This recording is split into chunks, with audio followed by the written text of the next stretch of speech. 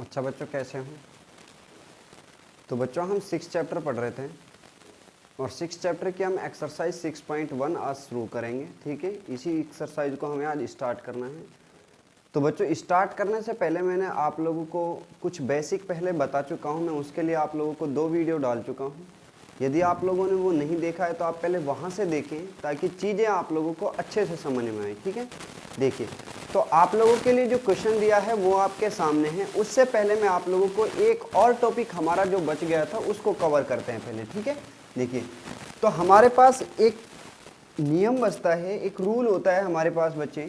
ठीक है, ये रूल हमारे पास क्या होता है, आपका एक रूल हमने छोड़ दिया था उस दिन जब मैंने आप लोगों को बेसिक कराया था। तो आज वो रूल हम अब कवर करते हैं। देखिए तो रूल हमारे पास क्या है मेरे प्यारे बच्चों, जैसे आपके लिए ये कोई लाइन है। ठीक है, ये कोई लाइन है और इस लाइन के ऊपर कोई रे इस तरीके से है। ठीक है, अगर ये कोई लाइन है पी क्यू और इसके ऊपर ओ आर कोई रे खड़ी हुई है। ठीक है बच्चे, तो इस रे के ऊपर जो एडजेसेंट एंगल्स हैं, ठीक है, आप या तो एडजेसेंट एंगल कहिए या फिर मैं आप लोगों को साधारण सी लैंग्वेज में बताता हूं बच्चों कि जो भी एंगल, जितने भी एंगल ऊपर की साइड में होंगे एक साइड में, उन सब का जो सम होगा बच्चे वो कितना होगा, वो 180 डिग्री होगा। कितना होगा? 180 डिग्री होगा। इसी रूल का जो नाम होता है, इसी को कहा जाता है लीनियर पेयर। क्या कहा जाता है? लीनियर पेयर कहा जाता है। क्लियर हुई इतनी चीज? देखिए बच्चे फिर से मैं आप लोगों को अगेन इस चीज को रिपीट करता हूं। मान लीजिए ये आपके पास कोई लाइन है E F.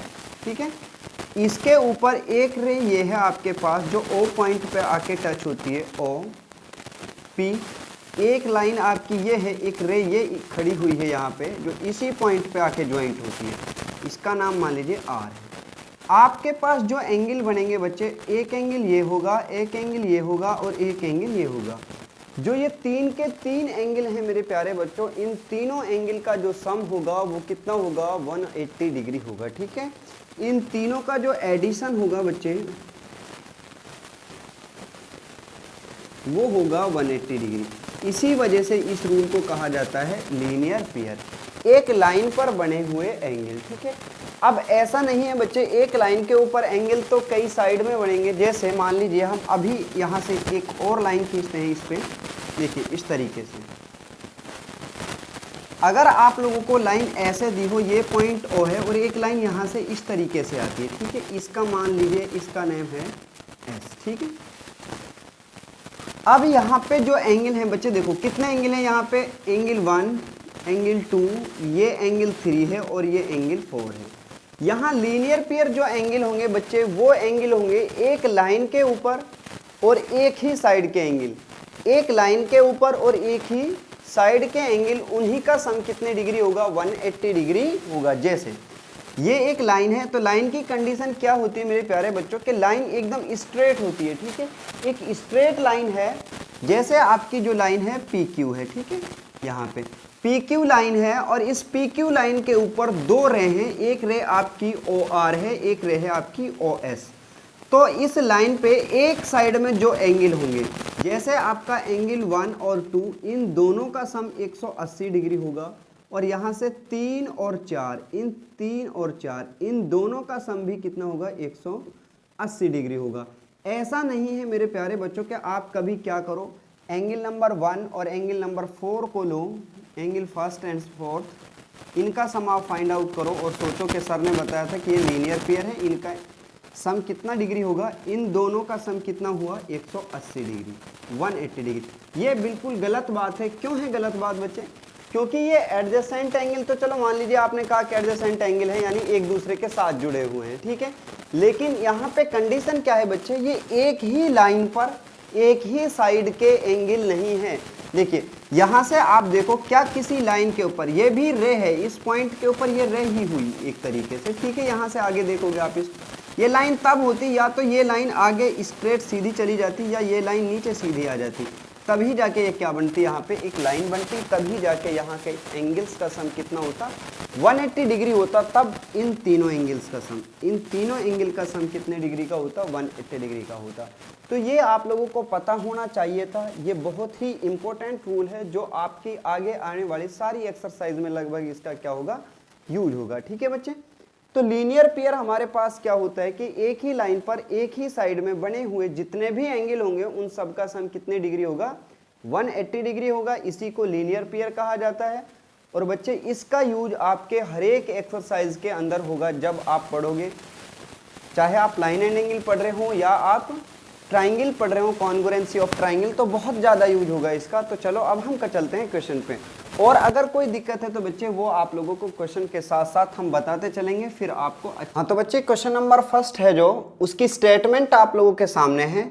In a figure 6.13 line A B and C D intersect at O, और जो ये पॉइंट है जहां पे इंटरसेक्ट करती हैं ये है ओ पॉइंट। ठीक है बच्चे, intersect at O if angle A O C, आपका जो एंगल ए ओ सी और angle B O C is equal to 70 degree and angle B O D is equal to 40 degree, find the angle B O E and reflex angle C O E. और हमें reflex बताना है बच्चे किसका, सी O ई का। अब देखिए यहाँ से एक नया वर्ड आपके सामने यहाँ पे आया है, एक रिफ्लेक्स। ठीक है, एंगल के सामने रिफ्लेक्स लगा हुआ है। जैसे अब इस चीज को समझ लीजिए बच्चे, जैसे मान लीजिए आपके लिए ये कोई एंगल दिया है, ये मान लीजिए आपका दिया है 60 डिग्री। कितने डिग्री दिया है, 60 डिग्री। तो इसका रिफ्लेक्स एंगल मुझे फाइंड आउट करना है। तो इसका रिफ्लेक्स क्या होगा, ए पॉइंट होगा, ये बी पॉइंट होगा, ये आपका सी पॉइंट होगा। जो इसका रिफ्लेक्स एंगल होगा बच्चे वो ये वाला एंगल होगा, जो इधर बचा है ये एंगल, यही इसका क्या है, रिफ्लेक्स एंगल है। तो रिफ्लेक्स एंगल की वैल्यू कितनी होगी इसके, इसका जो रिफ्लेक्स एंगल होगा वो होगा 360 डिग्री माइनस 60, क्योंकि बच्चे पूरा एंगल कितने डिग्री का, 360 का। 360 में से ये 60 पार्ट हट चुका है, तो जो ये बचा है ये सारा का सारा क्या है, रिफ्लेक्स एंगल, तो वो कितना होगा 300।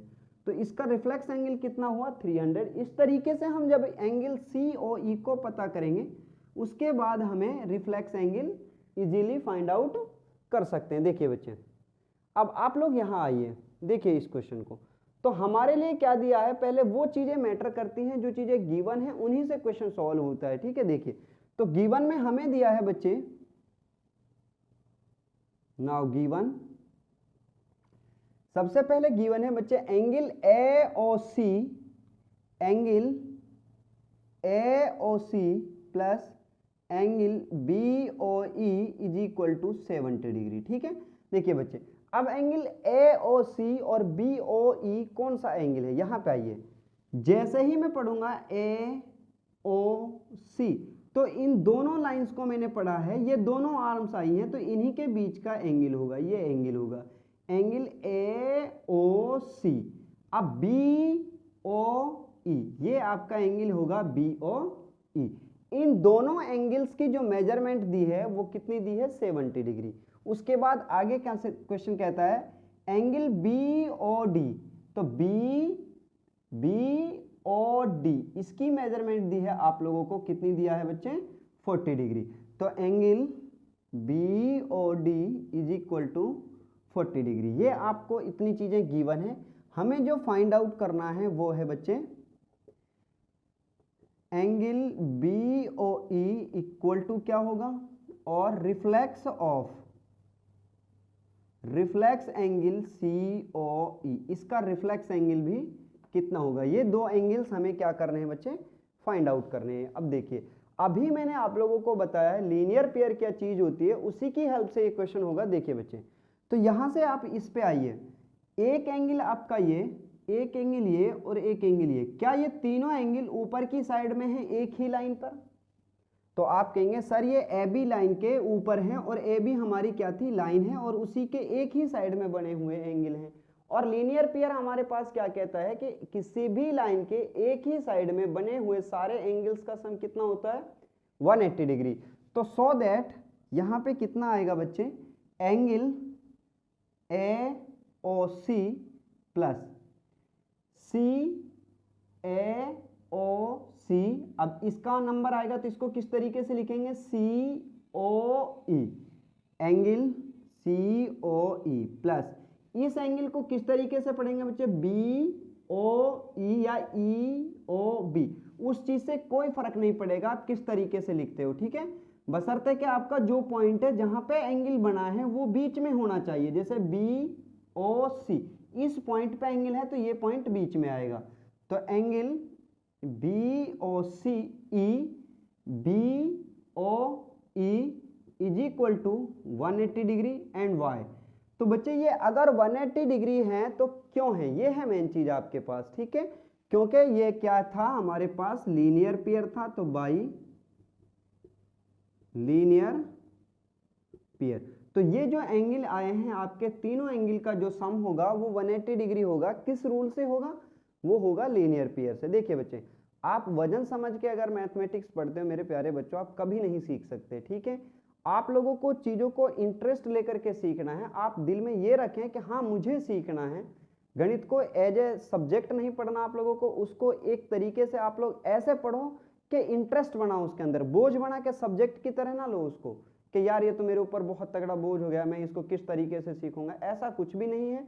मैथमेटिक्स वेरी इजी है, आपके सारे सब्जेक्ट में सबसे इजी जो सब्जेक्ट है वो आपका मैथमेटिक्स ही है, ठीक है। आप उसको अच्छे से पढ़ो, इंटरेस्ट लेकर के पढ़ो और चीज़ों को समझो। अगर आप लोगों चीज़ों को समझोगे तो बच्चे आपको सारी चीज़ें अच्छे से समझ आएंगी, और यदि आप चीज़ों को वजन समझ के करोगे तो आप कभी नहीं सीख सकते। देखिए अब यहाँ से तो ये चीज़ें कितनी आई 180 डिग्री। यहाँ से आप लोगों को गिवन क्या था, आप लोगों के लिए गिवन है AOC plus BOC is equal to 70 degree. तो यहाँ पे AOC और BOE इन दोनों एंगल का जो सम है वो कितना दिया है 70 डिग्री।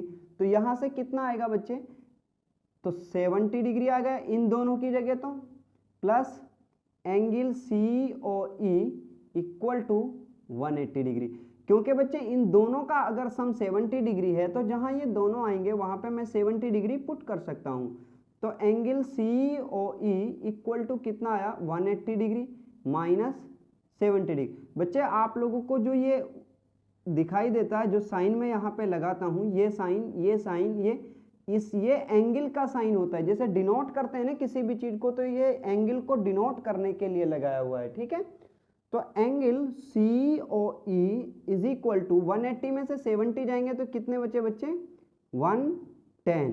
तो COE की जो मेजरमेंट होगी बच्चे वो कितनी आएगी 110, 110 डिग्री की मेजरमेंट होगी किसकी, एंगल COE की। तो आपका जो COE है बच्चे वो कितना आया 110 डिग्री। क्लियर हुई इतनी चीजें। उसके बाद आगे चलिए आप लोग आगे देखिए, फिर हमसे क्या पूछता है, वो हमसे पूछता है BOE, हमसे पूछा है उसने BOE और रिफ्लेक्स ऑफ COE। हमने अभी तक COE फाइंड आउट किया है, ना कि रिफ्लेक्स ऑफ COE। तो रिफ्लेक्स एंगल फाइंड आउट करने की फॉर्म क्या होती है, तो हम लिखेंगे रिफ्लेक्स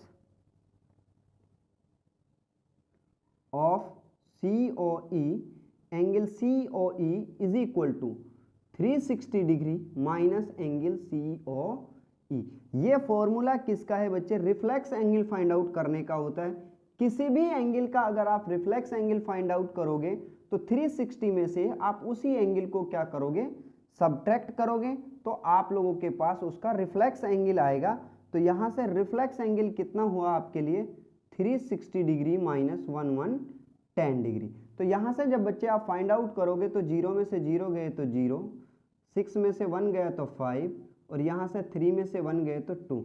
तो 250 डिग्री हमारा पास क्या होगा, आंसर होगा किसका, रिफ्लेक्स एंगल ऑफ COE। अब हमने एक एंगल फाइंड आउट कर लिया है, दूसरा एंगल हमें फाइंड आउट करना है BOE को। अब देखिए BOE लेके आते हैं हम। यहां से मेरे प्यारे बच्चों हमारे लिए दो लाइन दी थी, एक लाइन AB दिया है, दूसरा लाइन आप लोगों के लिए CD दिया है। ये भी आप लोगों की लाइन है और आप लोगों को गिवन है कि CD क्या है, लाइन है। अगर मैं थोड़ी देर के लिए इस तरीके से देखूं कि ये चीज ही खत्म कर दूं यहां से इस तरीके से, ठीक है, इस तरीके से थोड़ी देर के लिए मान के चलिए आप लोग इसको, तो आप लोगों के लिए ये सारे एंगल जो ये बच्चे एक एंगल ये, एक एंगल ये और एक एंगल ये, इन तीनों एंगल का सम कितना होगा बच्चे 180 डिग्री होगा। किस रूल से होगा, क्योंकि लीनियर पेयर हैं, ठीक है, एक ही लाइन पे एक ही साइड में सारे एंगल दिए हुए हैं। तो यहाँ पे ये क्या था हमारे पास A पॉइंट था, यहाँ पे O पॉइंट था। क्लियर। तो ये आप लोगों के लिए गिवन था इतनी चीजें। अब आप लोग मुझे बताइए बच्चे इसको किस तरीके से लिखें हम। तो लिखेंगे angle COE plus BOE plus angle BOE plus BOD angle BOD is equal to 180 degree किस रूल से? By linear pair. ठीक है बच्चे, बाई लीनियर पेयर। अब यहां से आगे आप लोग वैल्यू रख दीजिए जो वैल्यू आप लोगों ने फाइंड आउट कर ली है या जो गिवन है। देखिए तो अभी हमने फाइंड आउट किया है COE की मेजरमेंट कितनी आई थी 110 यानी 110 डिग्री प्लस एंगल BOE हमें फाइंड आउट करना है और BOD की वैल्यू कितनी दिया है बच्चे 40 degree plus 40 degree is equal to 180 degree. यहां से जब बच्चे आप कैलकुलेट करोगे तो 110 एंड 40 कितने हुए बच्चे 150। तो ये आ गया आपके पास 150 डिग्री प्लस में angle BOE is equal to 180 degree. Now angle BOE is equal to 180 degree और आपका जो 150 इधर प्लस में है तो इधर किस में चला जाएगा माइनस में जाएगा तो माइनस 150 डिग्री। तो यहां से आया angle BOE is equal to 30 degree. तो यहां से BOE की मेजरमेंट कितनी आई बच्चे 30 degree. Hence angle BOE is equal to 30 degree and reflex angle COE is equal to 250 degree. यही हमारा क्या है बच्चे आंसर है। अगर कोई चीज फ्रेम में ना हो तो बच्चे आप बोलने के साथ साथ लिख लिया करो। आप इसका स्क्रीनशॉट ले सकते हैं और फिर अपनी नोटबुक पे आराम से इसको क्या कर लीजिए बच्चे राइट डाउन कीजिए। ठीक है, तो ये आपका क्वेश्चन नंबर फर्स्ट कंप्लीट होता है।